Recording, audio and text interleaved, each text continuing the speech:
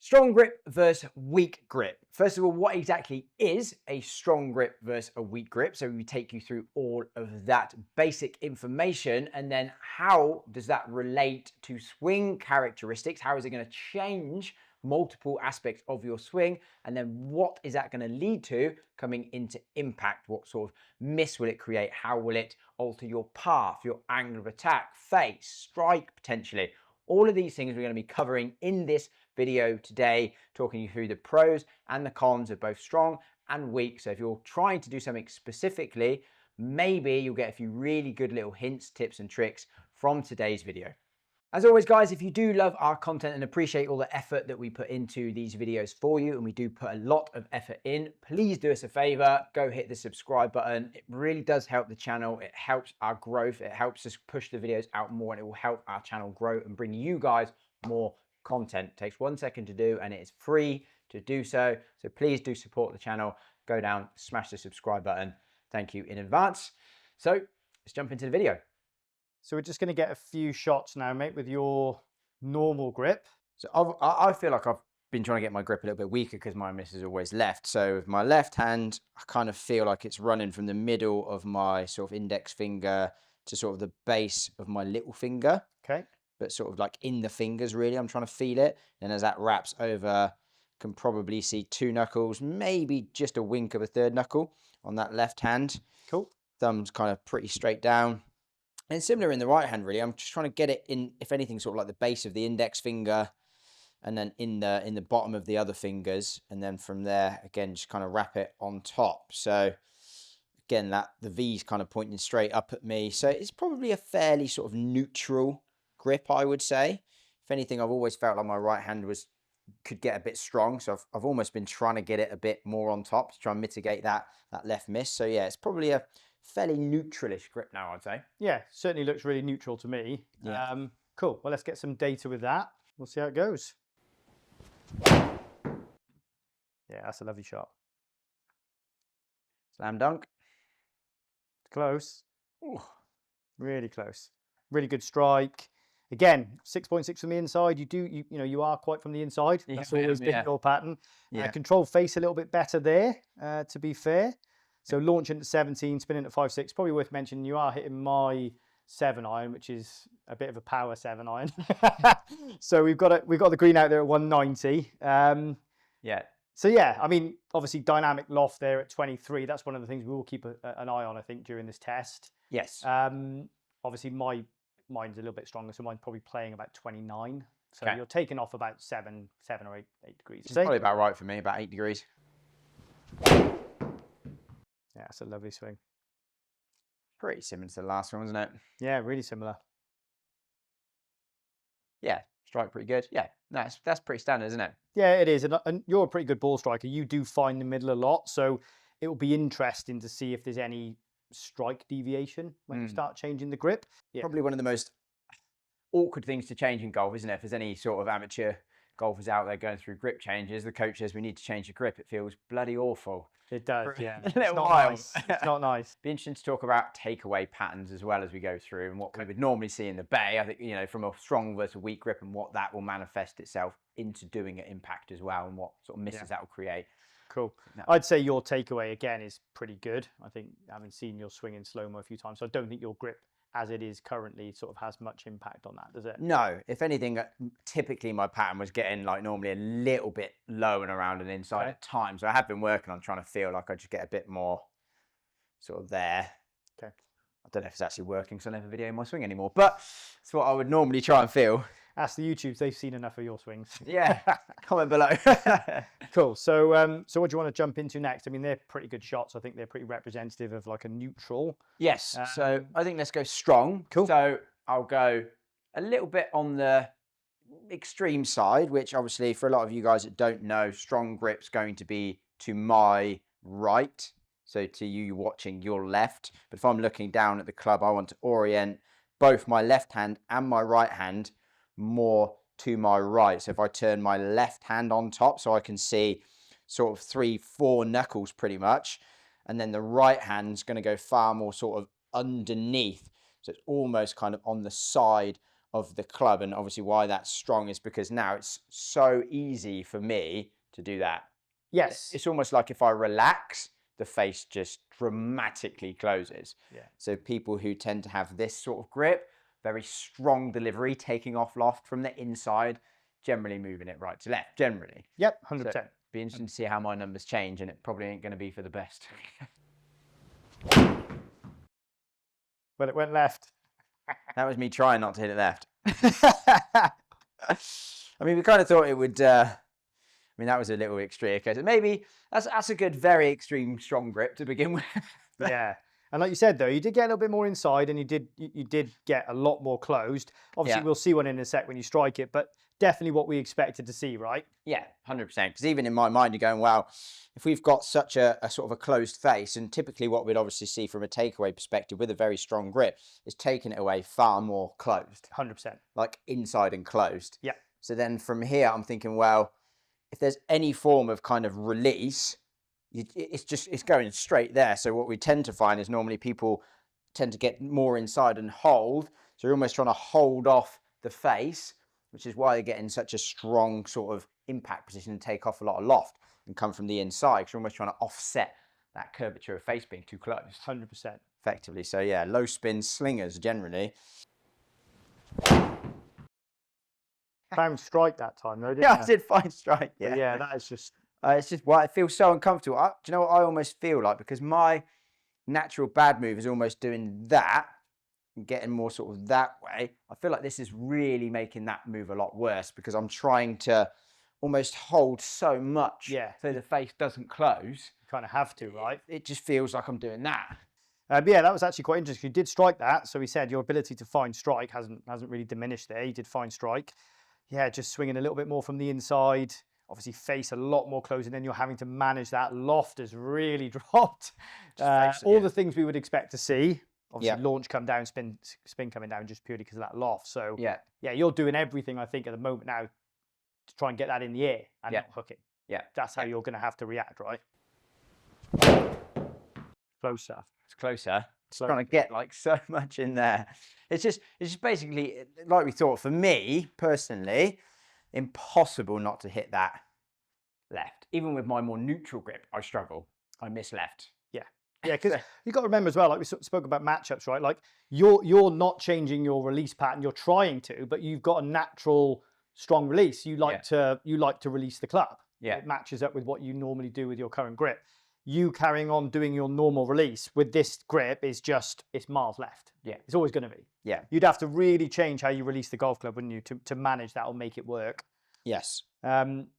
Yeah, so what we said earlier about people seeing this a lot in the Bay, it's a lot of other sports, right, kind of like lend itself to this stronger grip. You get cricketers, hockey players. Yeah. Generally, when we ask people if they're really super strong, how do you do it playing in sports? Yeah, cricket, hockey. You see it a lot. Yeah. So coming from those sports where it is more sort of down the line. Yeah.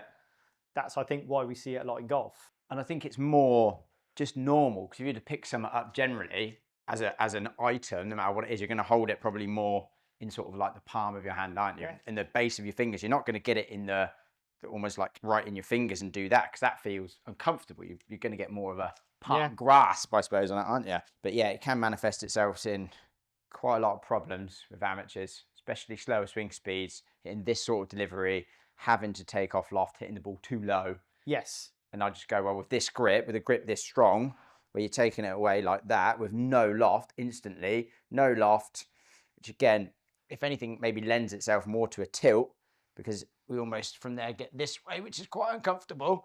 And then you're almost trying to save it from there and go kind of like... Yes, we see that pattern a lot in here, don't we, when we see people with strong club faces on the way back. Yeah. It's just you ripped it, but I just can't not hit that left. Again, it looks like a good move in the sense that like you're moving well, you know, doing your best to strike it, and you're a skilled player, so you're still striking the middle of the golf club somehow, because it's very hard to change grip and still do that. But yeah, those numbers are just so out of whack now, aren't they? Way too far from the inside, way too close, way too little loft. That's definitely the pattern we would see. I mean, it's a bit extreme, but again, we're kind of, I guess, going to the extremes just to demonstrate the patterns that people may see based on their grip tendencies. 100%.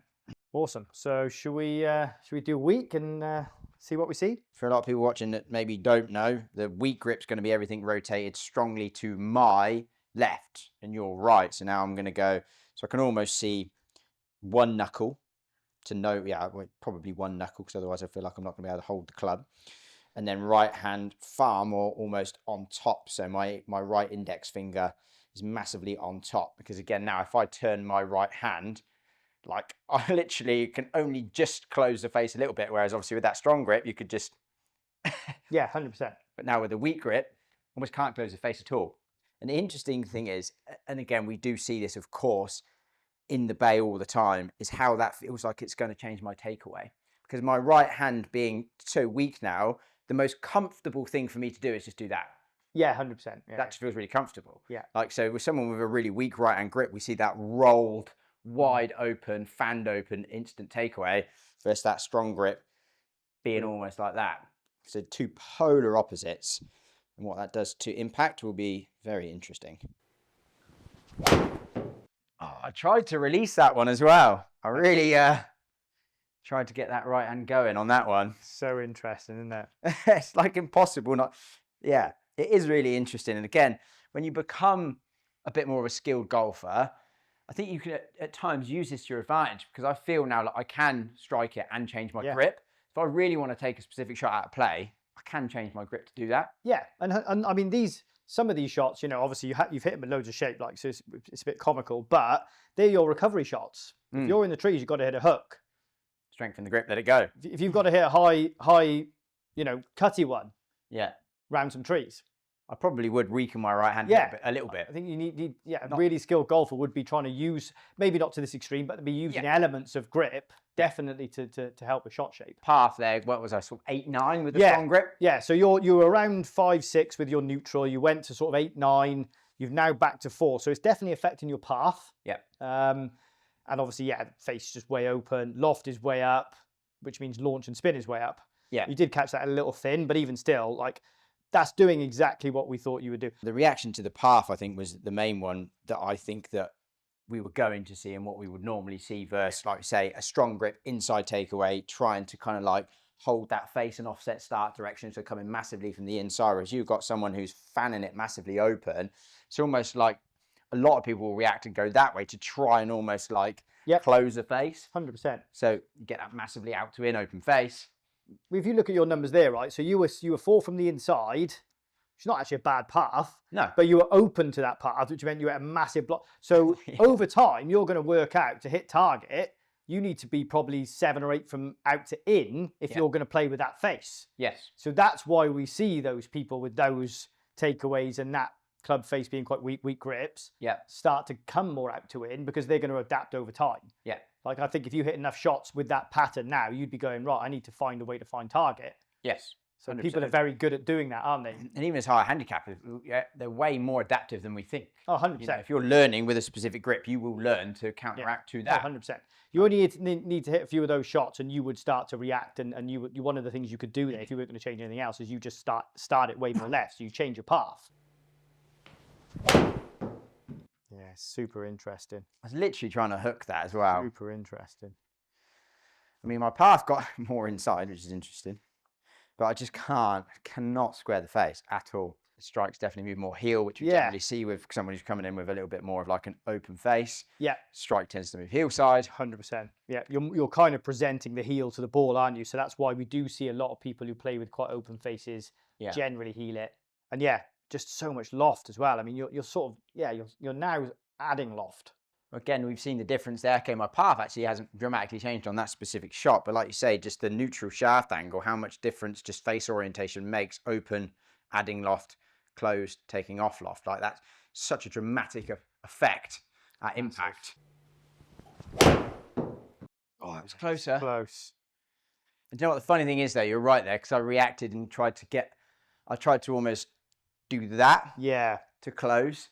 And because I am so inside, that actually got my path in a much better spot. I personally think that one of the biggest things is that takeaway that we spoke about. I think if you're trying to change takeaway, changing grip can have a massive impact on that. Yeah, agreed. Because like you say, if you've got that strong grip and you're trying to get the face more almost like I would, I can't physically, like we need the wrists to work this way almost, like I said earlier, which trying to do that with a strong grip is almost impossible, or so uncomfortable that you can't do it. So you almost end up doing that to relieve the pressure on your wrists and keep that super strong. So working that right hand more in the fingers and on top, now that enables me straight away to hinge my wrists that way and get more in that position. Much more neutral, yeah.